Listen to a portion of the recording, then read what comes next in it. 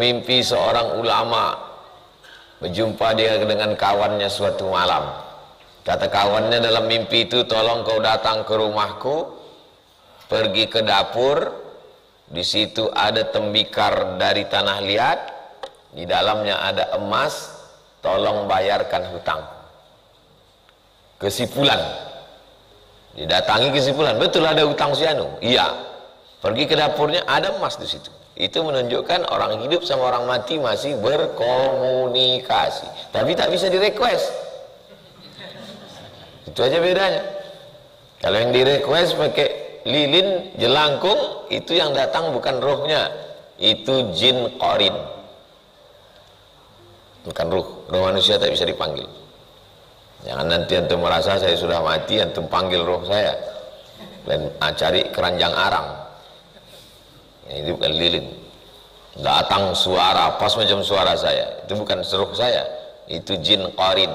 Jin qarin yang ikut waktu lahir orang, ikut dia satu jin. Qarin artinya selalu bersama. Mati orang, dia tetap hidup. Coba umur jin lebih panjang. Kenapa panjang umurnya Pak Ustadz? Dia tak kena diabetes,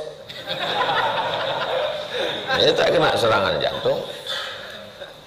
Orang sekarang bertanya yang tidak-tidak aja, bahkan jawaban kita pun yang iya-iya aja. Bagaimana cara meminta maaf kepada suami yang sudah meninggal?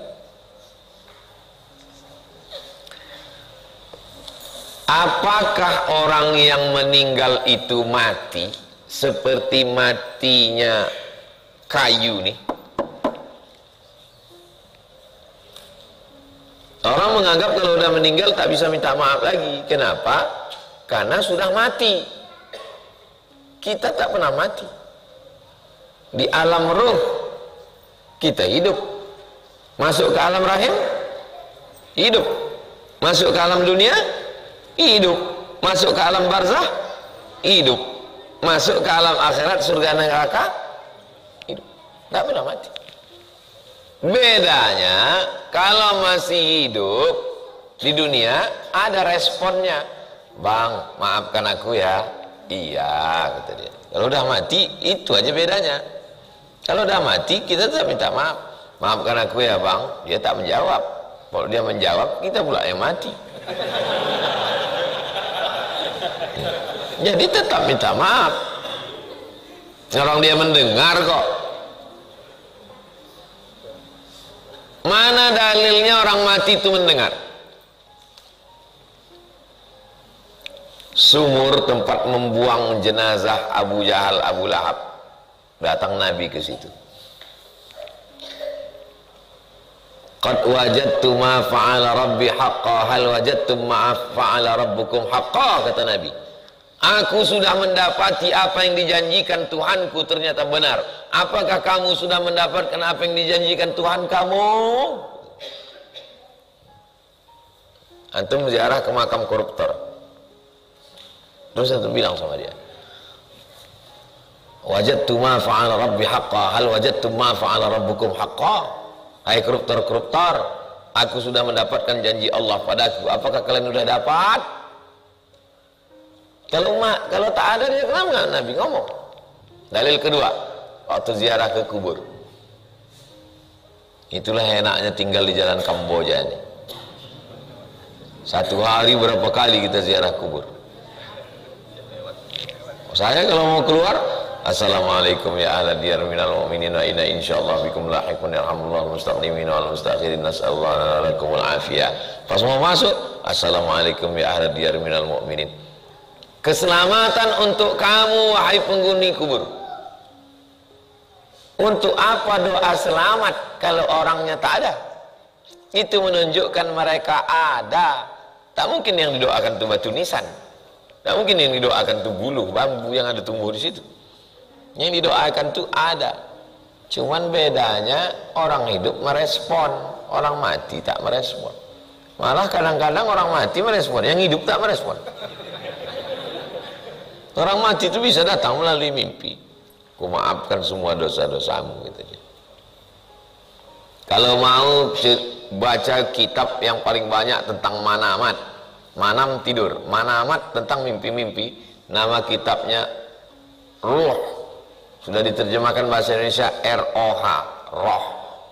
Nama penulisnya Imam Ibnu Qayyim Al-Jauziyah. Bermimpilah ulama, berjumpa dengan ulama. Macam mana keadaan kau di sana? Aku dibawa burung-burung surga terbang hinggap ke lampu-lampunya. Bermimpi seorang ulama, berjumpa dia dengan kawannya suatu malam. Kata kawannya dalam mimpi itu, tolong kau datang ke rumahku, pergi ke dapur, di situ ada tembikar dari tanah liat, di dalamnya ada emas, tolong bayarkan hutang. Kesimpulan, didatangi kesimpulan, betul ada hutang si anu? Iya.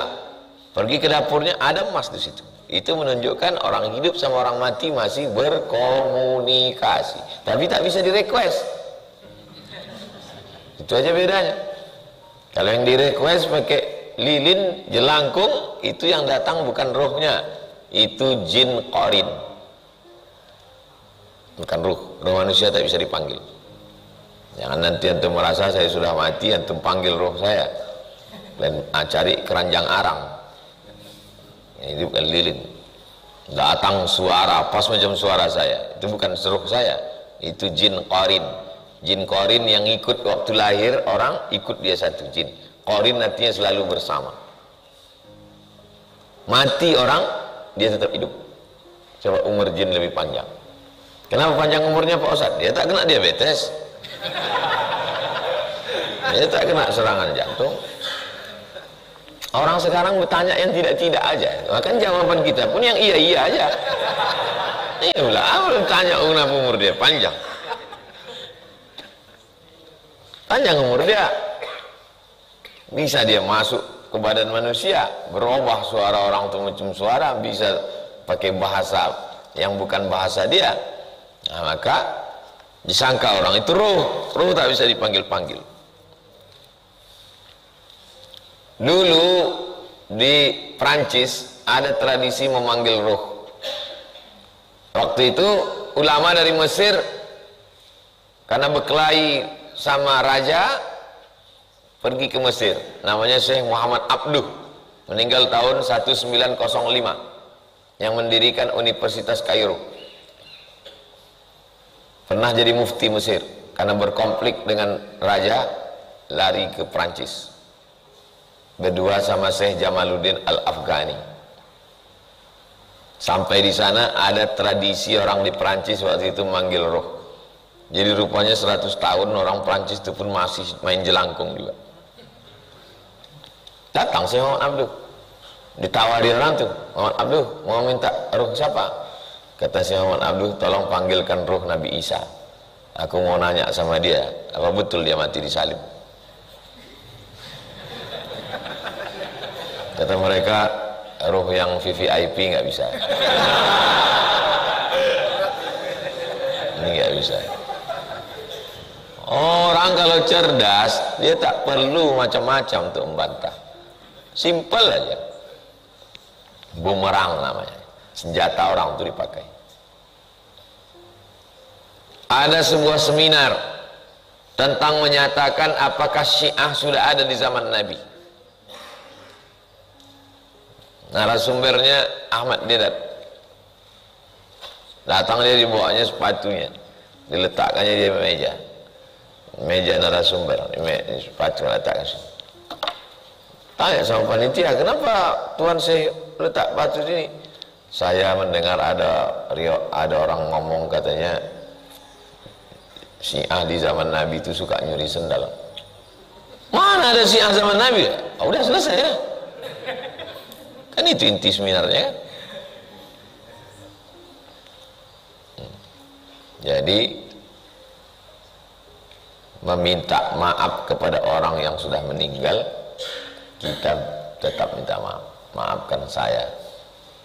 Masalah dia memaafkan tak memaafkan bukan urusan kita. Kepada orang hidup pun juga begitu. Yang penting kita minta maaf. Dia memaafkan tak memaafkan itu urusan dia. Urusan kita adalah minta maaf. Tapi jangan semua yang ada di pikiran kita itu kita cakapkan. Maksud saya datang kita bilang, aku minta maaf sama kau ya, masalah kau maafkan tak maafkan itu bukan urusanku. Makin mengamuk loh ya. Kita kalau minta maaf itu urus urusan kita, jangan urus urusan dia.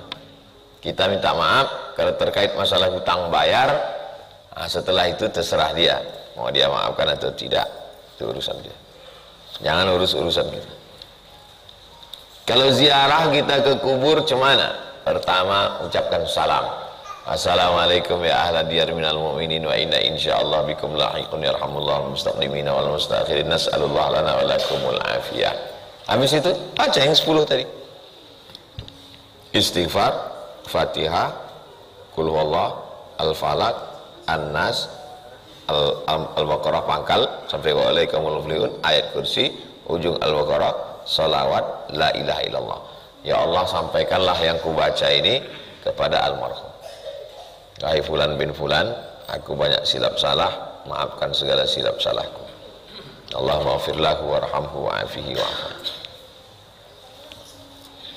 Pada saat almarhum suami sakit, belum sempat meminta maaf kepada suami, kepada ayah, kepada ibu, kepada abang, kepada adik, kepada saudara. Cuman beda alam. Kita alam dunia, dia alam barzakh. Barzakh itu artinya pemisah. Ini dunia, ini akhirat. Ini akhirat, ini dunia. Kita ini tidak disebut akhirat karena dunia belum kiamat. Dan dia pun belum disebut akhirat karena dunia masih ada. Pemisah antara akhirat dengan dunia namanya barzakh. Barzakh itu pemisah.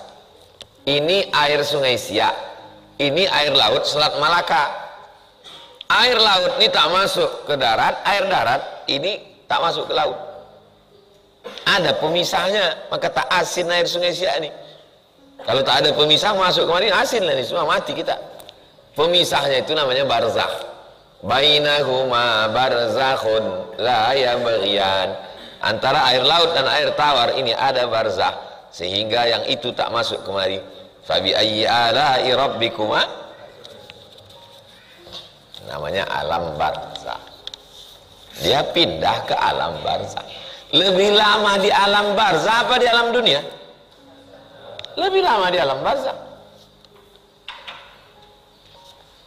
Pergi kita ke Kuntu, tengok sebelah kanan sebelum jembatan, Syekh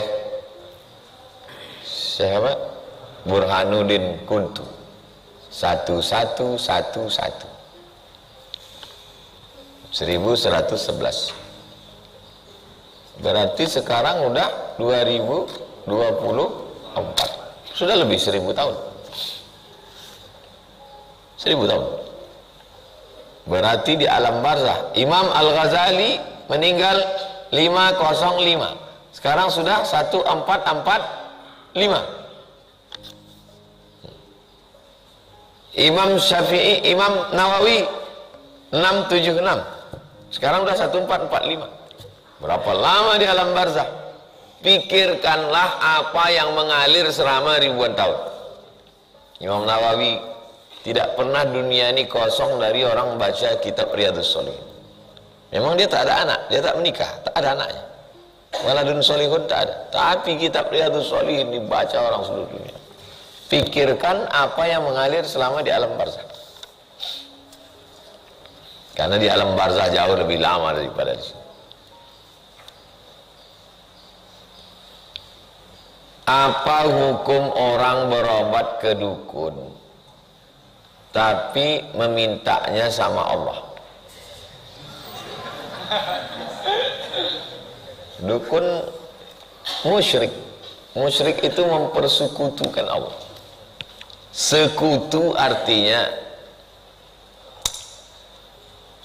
Amerika, Inggris, Belanda, sekutu.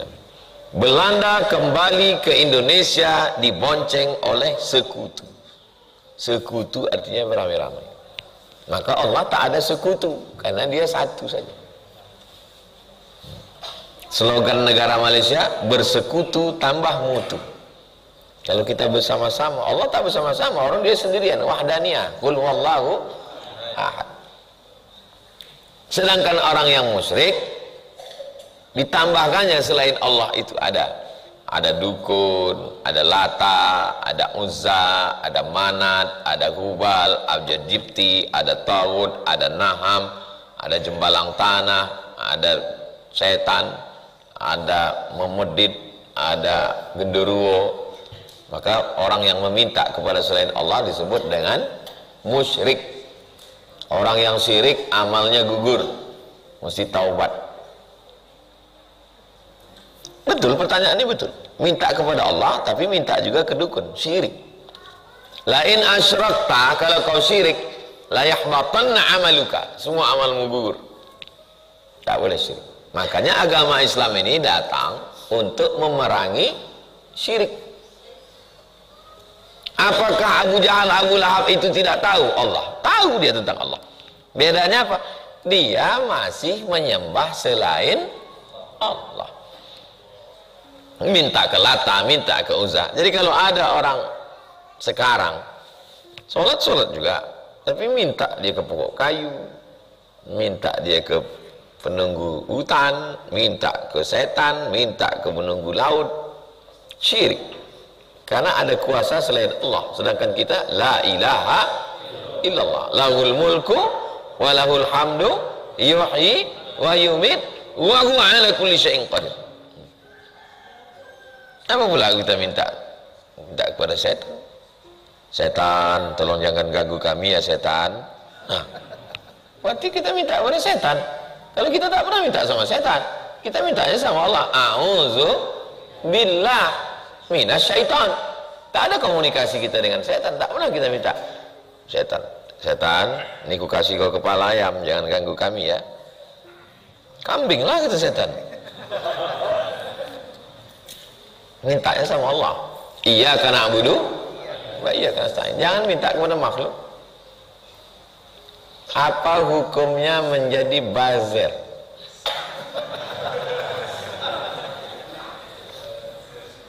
Buzzer digaji, waktu ditangkap ada yang 3 juta, ada yang 5 juta buat akun palsu, fake akun. Semua yang menyerang saya itu kalau ditengok akunnya, pas dicek follower 0, posting 0, akun baru. Memang digaji untuk itu, untuk menyerang-nyerang ustaz. Lain posting kita, lain serangan. Bagi saya tak pernah marah. Bagi saya ya syukurlah ada kita. Kalau tak ada kita, apa kerja dia kan? Kan kasihan, apa makan dia, anak dia mau sekolah, bini dia mau belanja. Kalau tak ada saya, apalah kerja orang tuh? Saya ini menciptakan lapangan kerja. Saya biarkan aja, mana pernah saya balas. Haram. Innallaha tayyibun, Allah maha suci, la yaqbalu illa tayyiban. Allah tidak menerima kecuali yang suci-suci saja. Antum dapat videonya kan? Yang ini udah cair dari ini udah cair dari ini, udah kan? Gimana kami? Udah cair gitu. Ini cair ini. Pecah kongsi karena Tuhan dah pecah 2, kongsi. Yang ini dapat cair dari sini, yang ini pun bengkelai gini. Pecah 2, pecah kongsi karena Tuhan sudah 2, yang ini menyerang ini, lupa orang itu nyerang saya. Itu maka kemarin saya naik motor lagi ke Harau tuh biar supaya seranglah kuy, seranglah. Baru orang tuh agak ingat sedikit, serang. Ketika masuk masjid ada 2 orang yang sedang sholat berjamaah. Kalau kita mau ikut bagaimana caranya? Apakah kita tepuk pundak makmumnya atau bagaimana? Ada 1 orang sholat, lalu kemudian ada makmumnya berdua. Kita tinggal berdiri saja. Orang ini berdiri begini. Minta tolong berdiri. Antum jadi imam. Terus kalau berdua laki-laki kan makmumnya di samping.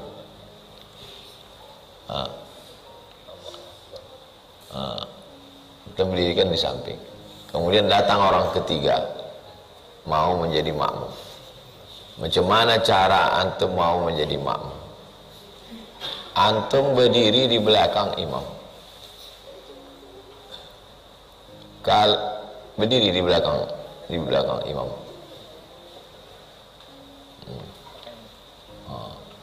Antum kasih tahu sama makmum di belakang, biar mundur dia ke belakang. Mundur antum ke belakang. Salat berjamaah.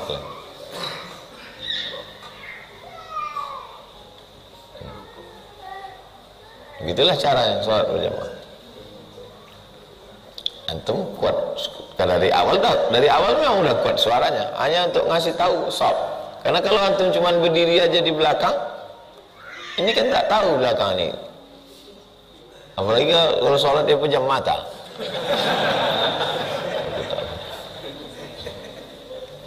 Begitulah dulu kalau nampak nanti orang sholat. Itu hanya ada dalam mazhab Syafi'i. Mazhab Maliki tak mau dia ikut itu, karena dia tak tahu orang berdua entah sholat asar atau sholat zuhur. Masuk ke masjid siang, nampak orang berdua, kan tak tahu sholat zuhur apa dia sholat asar. Dalam mazhab Maliki, imam sama makmum mesti sama sholatnya. Kalau mazhab Syafi'i tidak, imam tahiyatul masjid pun bisa antum menjadi makmum, imam ba'diyah pun bisa. Ada orang sholat, antum ikut di belakang, antum kasih tahu, lalu sholat. Selesai salam, dia bilang, Pak, saya itu tadi tahiyatul masjid. Tahiyatul masjid sholat apa? Sholat sunat. Ternyata yang ikut di belakang sholat zuhur. Sholat apa? Sholat wajib. Apa hukumnya imam sholat sunat, makmumnya sholat wajib? Kata mazhab Maliki tak ada hadisnya. Imam Malik ahli hadis. Tidak ada hadisnya imam sholat sunat, makmum sholat wajib. Cari mana hadisnya? Tak ada. Kata mazhab Maliki. Maka mazhab Maliki tak boleh. Kalau tak jelas imamnya sholat apa, tak sama, tak bisa. Kata mazhab Syafi'i ada. Ada hadisnya. Kata mazhab Maliki, mana hadisnya? Kata mazhab Syafi'i, hadisnya adalah waktu Nabi sholat sama sahabat. Selesai sholat, Nabi pulang ke rumah, sahabatnya duduk di masjid. Tak berapa lama datang orang kampungnya. Kata orang kampungnya, kau kan sahabat Nabi dekat, kami ngambil berkah, kaulah jadi imam kami. Sholat sahabat nih sekali lagi. Sahabat jadi imam, orang kampungnya jadi makmum. Pertanyaannya, sholat sahabat yang kedua ini sholat apa? Sunat. Sholat orang kampungnya wajib. Ada apa tak ada hadisnya? Ada. Itulah maka mazhab Syafi'i itu lebih kuat dalam bidang pengambilan hukum fikih. Bisa tertangkapnya karena hadis yang dia pahami bukan tekstual. Kalau mau dicari hadis imam sholat sunat, makmum sholat wajib, sampai mati tak ketemu hadisnya. Bukalah satu-satu saja. Karena itu bukan teks, itu pemahaman terhadap teks. Dalil kedua, salat khauf. Khauf artinya takut. Nabi jadi imam, makmumnya dua baris. Baris yang pertama salat, baris yang kedua di belakang megang tombak untuk menjaga takut musuh datang mana. Selesai sholat salam, baris yang pertama mundur ke belakang, baris yang belakang maju ke depan, imamnya tetap Nabi. Pertanyaannya, Nabi sholat berapa kali? 2 kali. Sholat yang pertama sholat apa? Wajib. Yang kedua? Sunat. Antum kalau sholat zuhur 2 kali, sholat yang pertama itu wajib, yang kedua itu sunat. Itulah dalil imam sholat sunat, makmumnya sholat wajib, sah apa tak sah? Sah. Mazhab Syafi'i itu. Jelas?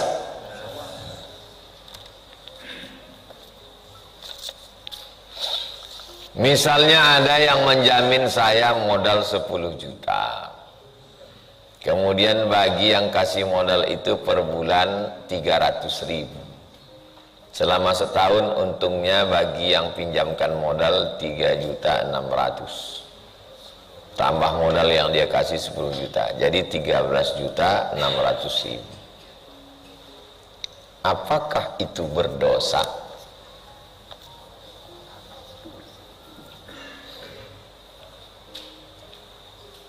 Berdosa atau tak berdosa? Di mana letak dosanya? Letak dosanya itu adalah ketika dia bilang, ku pinjamkan kau 10 juta, bayar sebulan 300.000, untung tak untung pokoknya aku dapat 300.000 sebulan. Itu namanya riba.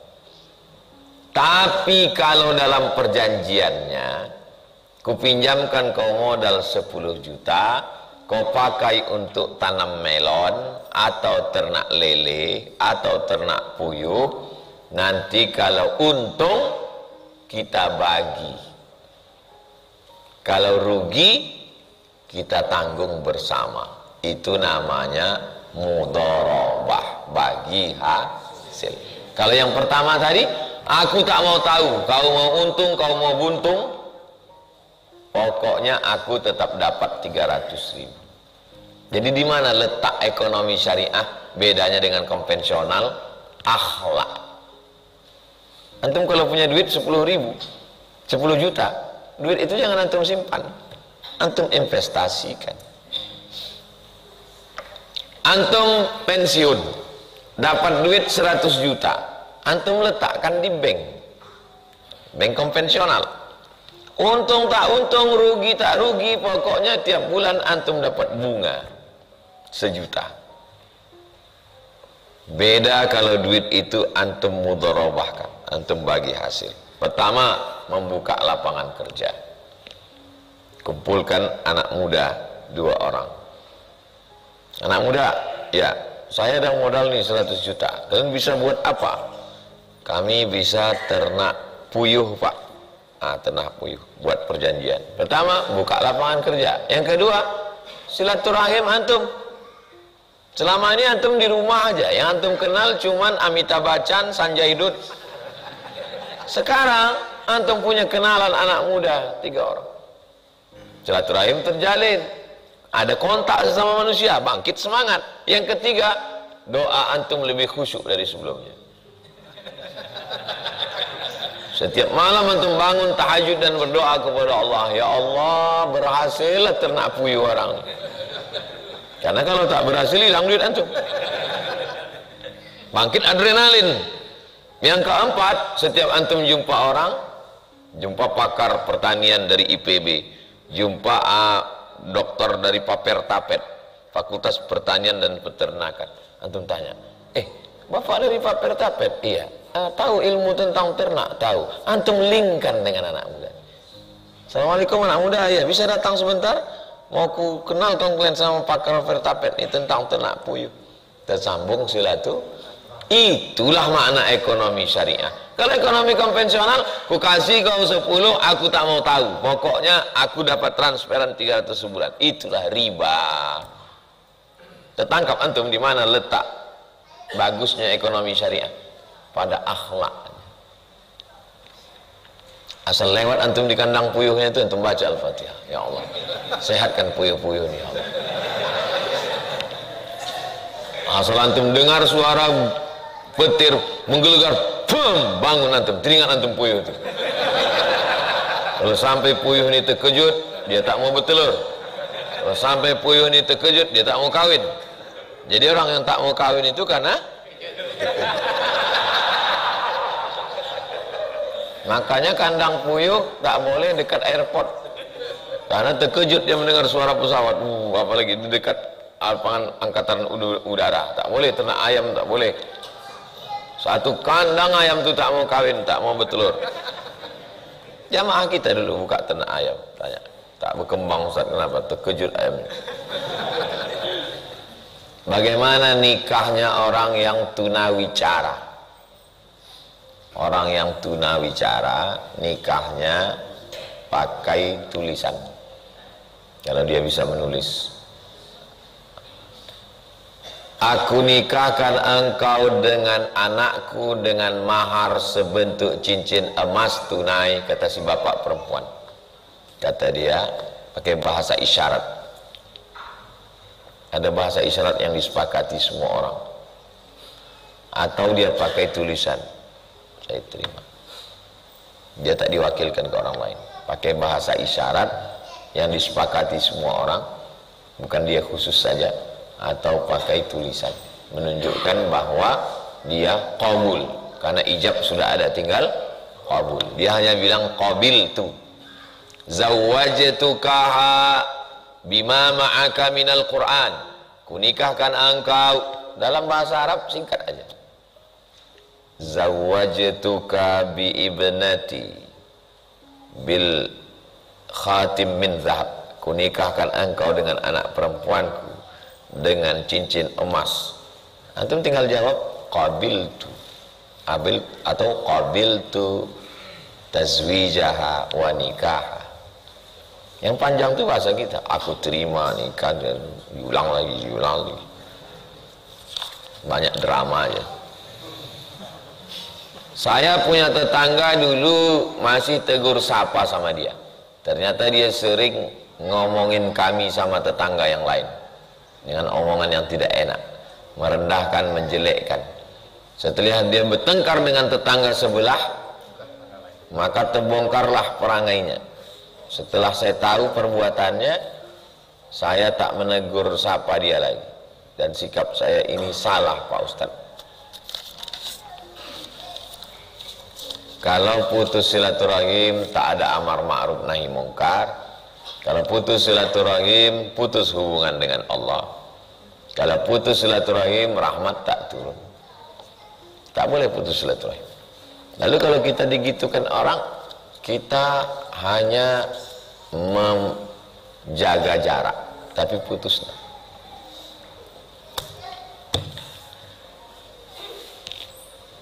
Kalau ada orang yang kalau kita dekat dengan dia, kita teraniaya, maka kita hanya menjaga jarak, tapi bukan putus.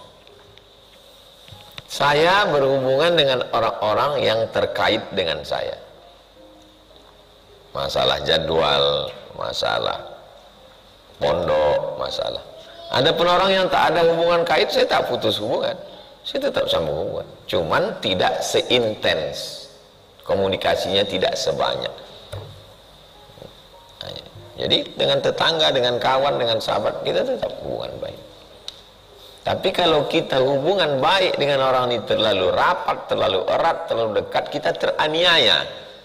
Teraniaya karena sifatnya, karena ghibahnya, karena cakapnya, karena minjam duitnya. Menyelamatkan dia dan menyelamatkan kita.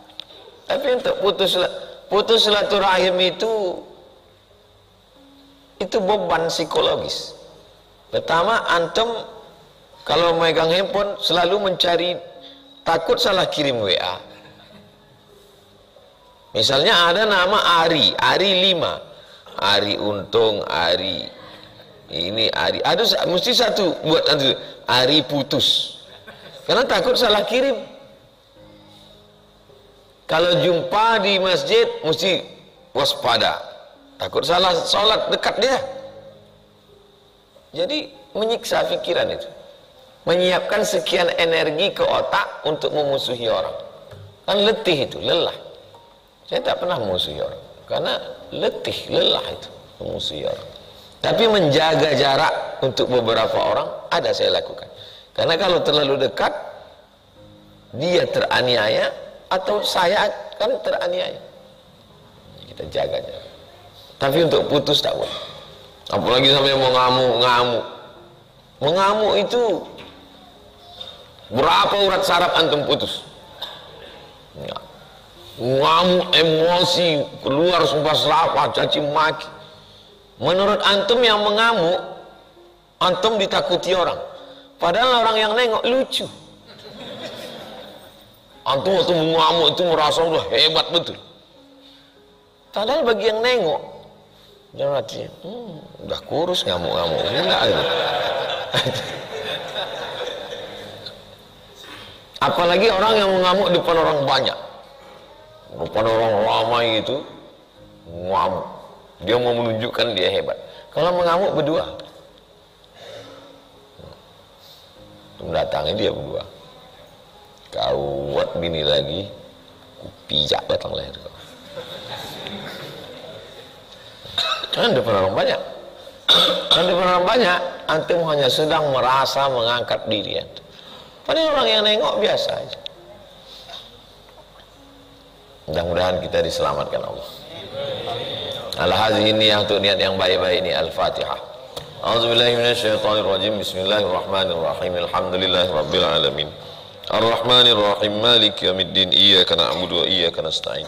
Ihdinas siratal mustaqim, siratal ladzina an'amta 'alaihim ghairil maghdubi 'alaihim waladdallin. Amin. Allahumma shalli ala sayyidina Muhammad wa ala ali sayyidina Muhammad. Allahumma inna nas'aluka salamatan fid din wa 'afiyatan fil jasad wa ziyadatan fil 'ilm wa barakatan fil rizq wa taubatan qabla al-maut wa rahmatan 'inda al-maut wa maghfiratan ba'da al-maut. Allahumma hawwin 'alaina fi sakaratil maut wan najata minan nar wal 'afwa 'inda al-hisab. Rabbana ighfir lana dhunubana wa liwalidayna warhamhuma kama rabbayana shaghira. Rabbana hab lana minas shalihin. Rabbana atina fid dunya hasanah wa fil akhirati hasanah wa qina adzaban nar. Wa sallallahu ala sayyidina Muhammad wa ala alihi washabbihi wasallam walhamdulillahi rabbil alamin. Taqabbalallahu minkum inna minkum taqabbal.